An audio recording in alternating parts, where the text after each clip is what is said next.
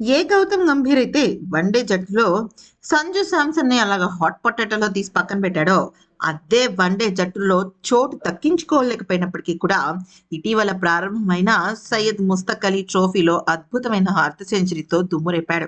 నిజానికి సంజు శాంసన్ విషయంలో కనుక చూసుకున్నట్టయితే ప్రతిసారి తనకు అన్యాయమే జరుగుతుంది. ఎప్పుడో అమావాస్యకినో పౌర్ణమికి ఒక ఛాన్స్ ఇచ్చి బాగా ఆడలేదా అంటూ తనని ఎద్దేవా చేస్తూ విమర్శలు గుప్పిస్తారు.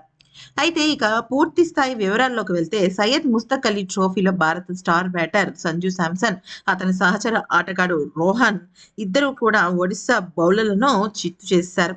ఈ ఇద్దరు బ్యాట్స్మెన్స్ ఏకంగా 177 పరుగులు చేసి తమ జట్టుకు 10 వికెట్ల విజయాన్ని అందించారు. లక్నోలో జరిగిన ఈ మ్యాచ్లో మొదట బ్యాటింగ్ చేసిన ఒడిశా జట్టు 20 ఓవర్లలో 176 పరుగులు చేసింది. ఇక 177 పరుగుల టార్గెట్ ఛేదనలో బరిలోకి దిగిన కేరళకు ఓపెనర్లు మంచి శుభారంభాన్ని అందించారు. సంజు శాంసన్ అజేయంగా 51 పరుగులు చేయగా, అతని సహచర ఆటగాడు రోహన్ కేవలం 60 బంతుల్లో 121 పరుగులు సాధించాడు. ఈ తరుణంలో ఇద్దరు కలిసి 16 ఫోర్లు, 11 సిక్సర్లతో ఇరగబాదేశారు.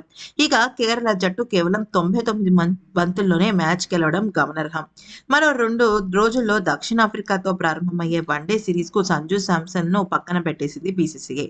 అలాగే టీ20 సిరీస్ కు కూడా సంజు శాంసన్ ను పక్కన పెట్టి మెయిన్ వికెట్ కీపర్ జితేష్ శర్మను తీసుకుంటున్నారన్న టాక్ గట్టిగా వినిపిస్తోంది. అయినప్పటికీ కూడా అతను దేశవాళీ క్రికెట్ లో ఎక్కడ నిరుత్సాహపడకుండా అతని ప్రదర్శనతో అదరగొడుతున్నాడు. అయితే ఈ డొమెస్టిక్ క్రికెట్ లో మళ్ళీ సత్తా చాటుతున్నాడు. ఈ క్రమంలో సంజు శాంసన్ అభిమానులందరూ కూడా చాలా అంటే చాలా హ్యాపీ ఫీల్ అవుతున్నారు.